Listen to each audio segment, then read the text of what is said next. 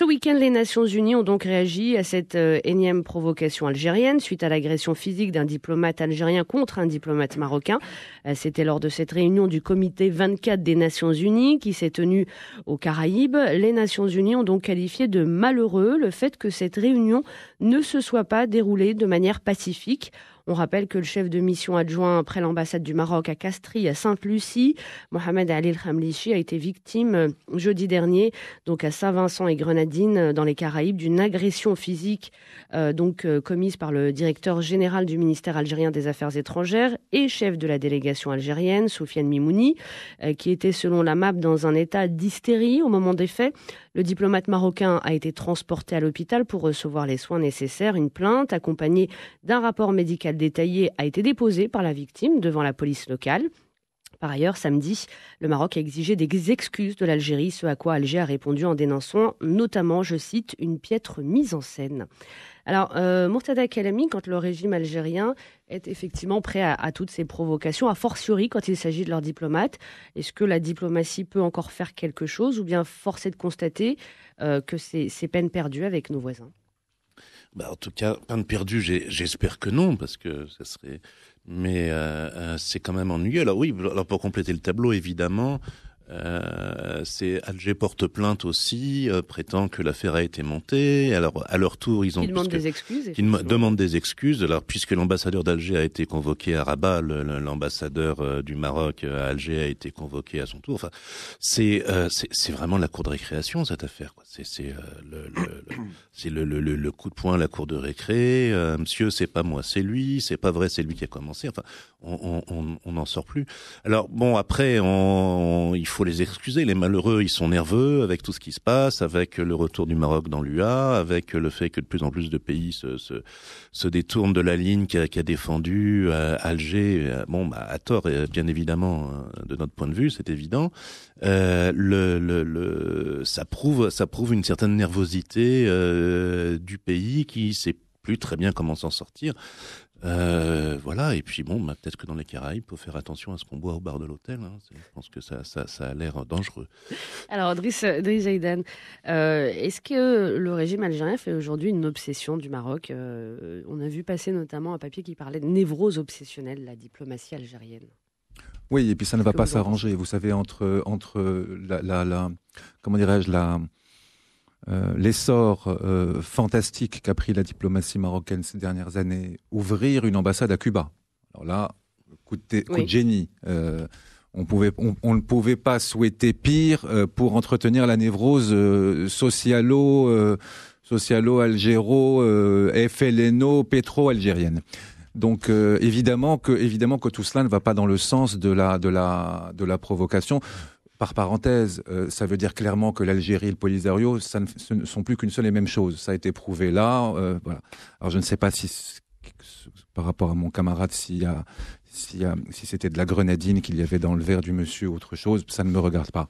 Le fait est que il y a là une agression claire, démontrée, avec rapport et tout cela, et que la diplomatie peut encore. Je relisais ce week-end des passages du très beau livre de Dominique de Villepin qu'il a consacré justement aux relations internationales, et il dit une chose, il dit il faut que la diplomatie on l'amène jusqu'au bout, parce que c'est le seul moyen de faire que justement les conflits ne commencent pas, et parce que le conflit c'est le pire. Donc il faut souhaiter aux Algériens qu'ils puissent à un moment donné... Les diplomates eux-mêmes en viennent au moins. Oui, justement, c'est de cela qu'il s'agit. Vous avez raison, mais là on n'est plus dans la diplomatie. Là on est dans une espèce de folie. Il y a de l'hystérie, il y a de l'hystérie dans cette affaire. Donc c'est à la fois un manque de diplomatie, et puis il faut peut-être recourir à la psychiatrie dans ces cas-là. Mais pour le coup, la question que vous posiez, c'est est-ce qu'on peut continuer à croire en la diplomatie ? Moi, je pense que oui, parce que les grands diplomates, les grands chercheurs en relations internationales, les gens qui ont marqué le monde de la diplomatie sont des gens qui ont foi en sa capacité quand même à faire qu'à un moment donné, la raison s'invite de nouveau à la table. Pour autant, le Maroc en Afrique, le Maroc à Cuba, le Maroc qui a aujourd'hui... convaincu les gens les plus raisonnables de la planète que sa position, que son légalisme, que sa façon de faire était ce qui lui permettait justement d'entrer la tête haute partout, dans tous les lieux de concertation et de discussion. Il va de soi qu'un pays qui fait semblant de ne pas financer des groupuscules terroristes ne peut pas le vivre autrement qu'à travers la violence et l'hystérie. Symboliquement, quand on en est là, ça veut dire que le discours n'est plus possible. Ça veut dire que le discours n'est plus audible. Ça veut dire que le discours ne relève plus de la raison et de la proposition logique. Donc, à un moment donné, effectivement, il faut s'en remettre à l'évidence. Et l'évidence, c'est que notre pays, dans cette affaire, a toujours suivi les règles de la raison et du droit. Et ceci depuis un arrêt de la Cour internationale de justice où les choses étaient claires. Eh bien, que ceux qui n'entendaient pas ces derniers mois comprennent que maintenant il faut qu'ils entendent. Voilà. Et puis beaucoup de chancelleries finalement se disent à terme le Maroc gagnera et l'emportera parce que la méthode marocaine est la bonne. Alors, Talal Shakir, je vous laisse réagir. Et puis, c'est vrai, comme le disait Drijayden, qu'Alger enchaîne les déconvenus sur la scène internationale, les déceptions diplomatiques. Il y a eu effectivement l'ouverture de l'ambassade à Cuba, la vague de retrait de la reconnaissance de la pseudo-race, le tracé du projet de gazoduc Maroc-Nigeria qui va bon train. Et puis aussi l'Union européenne qui, tout récemment, c'était il y a quelques jours, la semaine dernière, s'est dit préoccupée par les droits de l'homme en Algérie.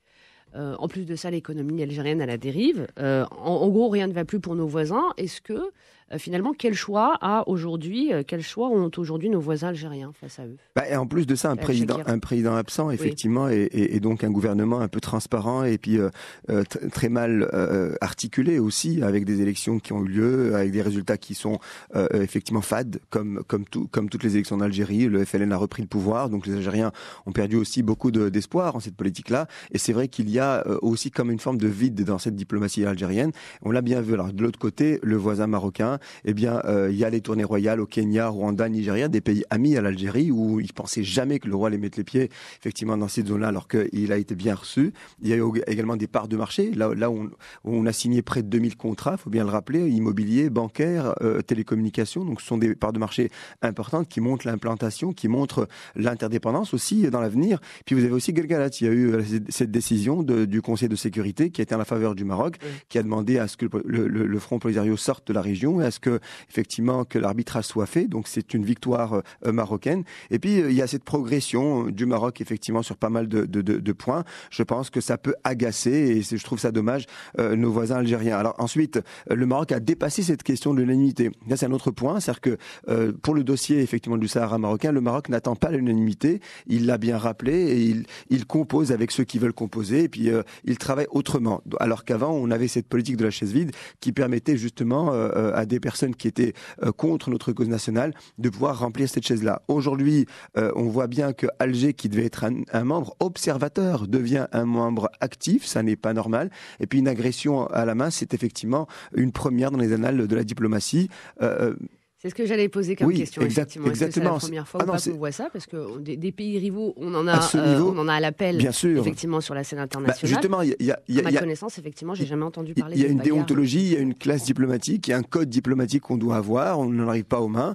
Et là, on voit bien, c'est Monsieur 3, c'est Monsieur 3 des affaires étrangères algériennes, mais ça n'excuse pas du tout. Ça montre effectivement son acharnement, ça montre effectivement sa nervosité, alors qu'il parlait justement d'indépendance effectivement par rapport au sommet, et le Maroc a rappelé que le Front Polisario n'avait rien à faire sur ce territoire-là, et lui, de sa nervosité, finalement, j'imagine que ça a dû très mal se passer au niveau des coulisses d'abord, avant que ça ne transpire sur la réunion officielle, mais c'est une faute grave professionnelle pour un diplomate, et à mon sens, au lieu de dénoncer et de dénigrer ce qui s'est passé, Alger devrait normalement convoquer son représentant, lui dire qu'il y a un code diplomatique à respecter.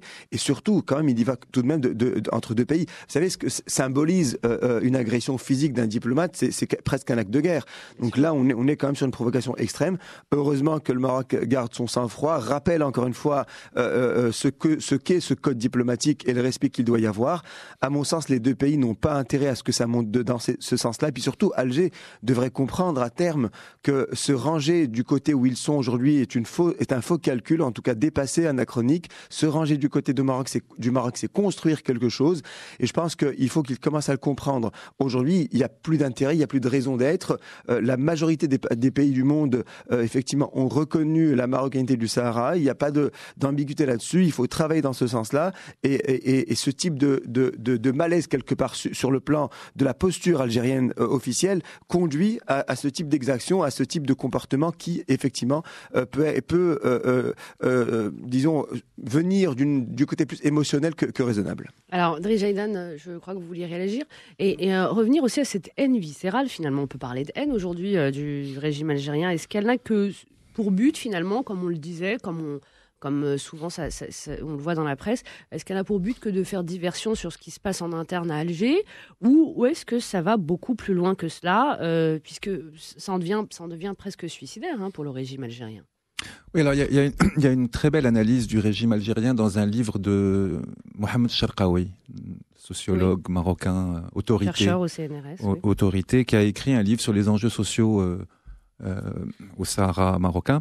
Et donc, il fait des analyses. D'abord, il fait une très belle introduction où il fait une analyse weberienne du régime algérien. Et il explique de manière claire et concrète que d'abord, ce régime se structure autour du parti unique et autour de l'armée. Et que de fait, quand vous avez une alliance entre le parti unique et la soldatesque, si j'ose dire, ça ne peut pas donner vis-à-vis de régimes comme les nôtres, autre chose qu'un désir d'agression, mais qui est un désir structurel. C'est-à-dire quand les soldats dirigent un pays, en général, eh bien, soit ils font la guerre aux civils de leur propre pays, Pinochet, d'autres, comme on a vu en Amérique du Sud, soit en général, la mentalité, au sens du mental, les pousse à se chercher un ennemi. Parce que, il faut quand même dire les choses clairement, en général, dans ce genre de cadre-là, la mentalité martiale, c'est une mentalité qui fonctionne à la culture de l'ennemi. Donc forcément qu'il y a un ennemi là qui est à quelques kilomètres et qui donne une leçon d'abord à mains égards. Premièrement, une leçon d'histoire. On a 1200 ans. Une leçon économique, une leçon sociale, une leçon dans le rapport aux autres nations. Enfin, il y a tellement de leçons le poids des leçons, toutes catégories confondues, est tellement lourd qu'à un moment donné, même avec du gaz, même avec aussi de l'argent, même avec tout cela, il y a cette espèce de, moi je dirais pas, il y a de la haine, mais je dirais que parce que la haine, son corollaire, c'est l'amour. Moi, je pense que nos peuples peuvent s'entendre. Le peuple algérien aime les Marocains. Le peuple algérien aime les Marocains. Et les Marocains aiment les Algériens. Et on a tant de choses en commun au niveau de la langue, au niveau de la culture, au niveau de beaucoup de choses. Nos écrivains s'entendent, nos cinéastes aussi. Donc, l'amour, il est là. Et bien, la haine, elle est l'argutie majeure du régime. Alors, évidemment, en politique, la haine, c'est quelque chose qu'on peut fouiller. Il y a tellement de textes qui ne parlent que de cela, mais pour rester sur le territoire de la raison et de l'analyse que fait Mohamed Cherkaoui, il y a effectivement cette dimension cellulaire du régime. Sa chimie est une chimie qui ne peut pas produire autre chose que de l'agression. Alors l'inconvénient, c'est qu'on le sait, à terme, ce genre de régime ne dure pas. Et il ne faut pas souhaiter non plus le chaos à nos amis algériens, à ce peuple. 1962, ça fait déjà... C'est pas grand-chose. Vous savez, c'est pas grand-chose. Sur 200, 300 ans, 400 ans, c'est pas grand-chose. Et quand je dis ne dure pas, ça ne veut pas dire qu'il va y avoir demain un éclatement. C'est-à-dire qu'à un moment donné, il y aura une réclamation du peuple qui dira, écoutez, on aimerait bien passer à autre chose, on aimerait bien de l'emploi, on aimerait bien pouvoir aussi être autre chose que cette espèce de tenaille qui ne fait que durer. Mais à un moment donné, il y a quelque chose, je crois, qui fait que les peuples sont capables de transformer les choses. Alors, donc, pour vous répondre, oui, bien sûr qu'il y a quelque chose d'obsessionnel, mais qui tient à l'alchimie du régime. Alors, Mourtada Kalami et Talal Shakir. Donc, oui, non, ça, je ne peux qu'abonder dans ce que vient de dire Driss. Effectivement, c'est un peu le problème du régime où l'armée de tout régime où l'armée est centrale, c'est qu'effectivement la culture de l'armée, et c'est d'ailleurs c'est son rôle, c'est de se battre contre un ennemi. Et donc le problème de l'armée, c'est qu'elle a tendance à tout voir comme un ennemi. C'est donc il y a une phrase axiomatique que les militaires américains ont pour s'en souvenir, c'est quand on a un marteau à la main, on a tendance à tout voir comme un clou.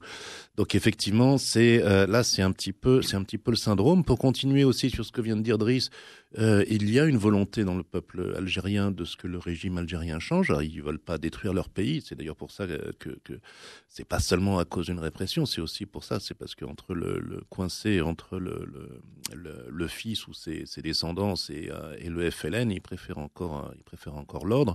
Donc effectivement, qui veulent surtout pas repasser. Ils veulent pas repasser, ils veulent pas revivre la décennie noire c'était une horreur et nous avons tous beaucoup de peine pour les Algériens qui ont eu à vivre ça. Donc effectivement, c'est ce qui permet au régime de s'auto-continuer et qui a par ailleurs effectivement toutes les raisons de s'inquiéter. Vous rappeliez que l'Union européenne commence à s'intéresser, à faire des remarques sur les droits de l'homme en Algérie. Bon, il serait temps, soit dit en passant. Effectivement, le gazoduc, l'accord du gazoduc avec le Nigeria a tout à fait de quoi inquiéter Alger dans la mesure où c'est pas formalisé puisque ce sont les études qui commencent. Il est évidemment question de le prolonger jusqu'à l'Union européenne. Et l'Union européenne, vu les tensions avec Moscou actuellement, l'Union européenne risque évidemment de voir d'un très bon œil la possibilité de s'approvisionner en gaz à une nouvelle source. Et donc, en ce sens, ça explique sans doute, avec le fait que effectivement la direction politique, si on peut appeler ça comme ça, d'Alger est invisible. Hein. Bon, les différences, c'est un comité militaire dont personne ne sait exactement qui fait quoi. Et bon, c'est un peu le problème, hein, c'est qu'ils sont restés dans la culture de la guerre civile, était pas civile d'ailleurs, de la guerre décoloniale. Donc, on dirait que l'État algérien est toujours clandestin. Hein, il y a toujours cette culture de la clandestinité. Pourtant, le pays est reconnu. Ouais. Le Maroc ne nie absolument pas la souveraineté algérienne. Personne ne nie la souveraineté algérienne, mais ils se comportent toujours comme s'ils étaient clandestins et comme si toujours un même discours révolutionnaire, un discours qui date de la guerre froide finalement. Si les pôles de décision de l'État algérien étaient connus, il y a une catastrophe leur tomberait dessus. Ben peut-être pas, non. Au contraire, peut-être que le pays irait beaucoup mieux, et peut-être aussi que le tissu économique algérien pourrait démarrer et décoller, parce qu'ils ont essayé, quand ils ont vu l'offensive économique marocaine, ils ont essayé de faire pareil, mais ils n'ont pas le savoir-faire. Et donc, ils se retrouvent. Tout ceci explique, sans excuser, ça va sans dire, mais tout ceci explique la nervosité de nos frères et voisins. Talal Shakir. Oui, la mauvaise humeur d'Alger, effectivement, la revoit aussi au niveau du peuple, parce que ça transmet de mauvaises ondes, alors que le peuple algérien n'y est pour rien, j'allais dire, dans cette histoire. C'est encore une fois un groupuscule de militaires qui absolument s'acharne et veut absolument imposer son diktat. Après, bon, il y a quand même beaucoup d'autres dossiers qu'Alger pourrait ouvrir et pourrait soigner, à savoir que, première chose, il y a une population très jeune, il y a près de 60% d'Algériens qui ont moins de 25 ans, et qui vivent un taux de chômage qui est très élevé, bien plus élevé que le nôtre, au-delà de 23%, avec une crise pétrolière l'année dernière qui était très grave, des réserves en devises qui ont fondu et qui ont repris grâce un petit peu à l'embellie du pétrole aujourd'hui, mais c'est une économie qui ne vit que de ça. Faiblesse au niveau agroalimentaire, au niveau bâtiment, au niveau immobilier, au niveau de services, au niveau BTP.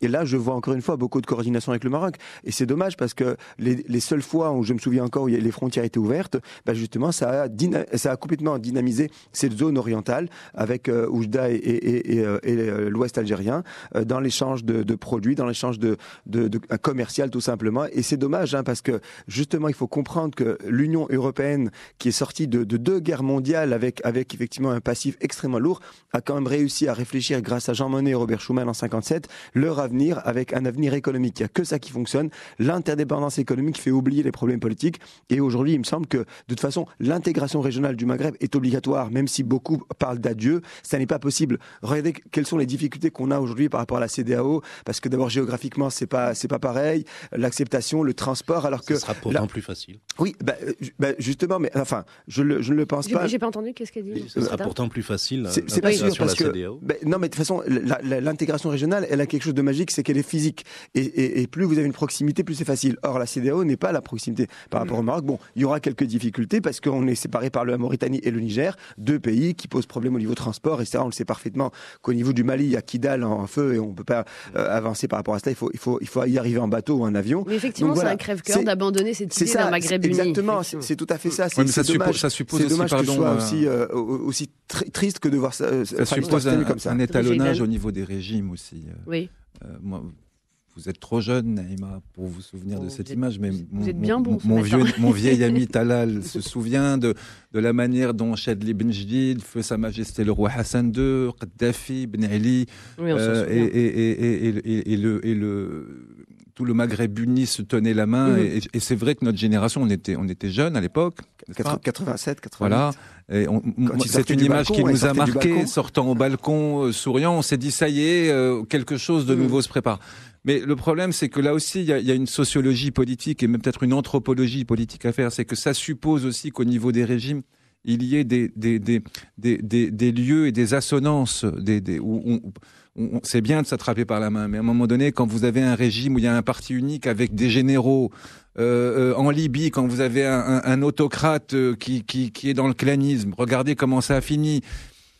Et un pays qui a une constitution du multipartisme, qui était aussi colonial d'ailleurs aussi. Oui, et à un moment donné, il faut aussi construire les liens constitutionnels et les liens en termes de politique, de droit, de tout cela au niveau des régimes. Ce qui fait que, au fond, même si les bonnes volontés étaient là, et même si c'était une belle image, il est là le travail à accomplir. Or, le Maroc ne peut pas écrire les constitutions et refaire les régimes de certains de ses voisins qui perdurent malheureusement dans quelque chose qui est largement dépassé. Je veux dire, aujourd'hui, le parti unique, avec 2 ou 3 petits partis qui ont été créés comme cela,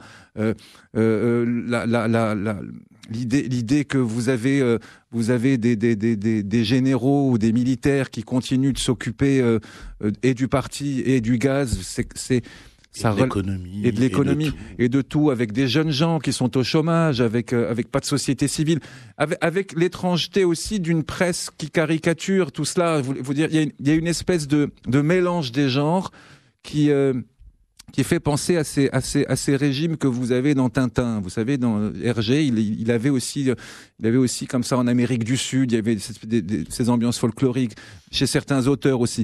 Mais le problème, c'est que c'est peut-être bien en bande dessinée, en littérature, mais quand il s'agit de faire de la réelle politique et de construire l'avenir, comme disaient les camarades, des peuples, un Erasmus maghrébin, quelque chose comme cela, des universités qui communiquent.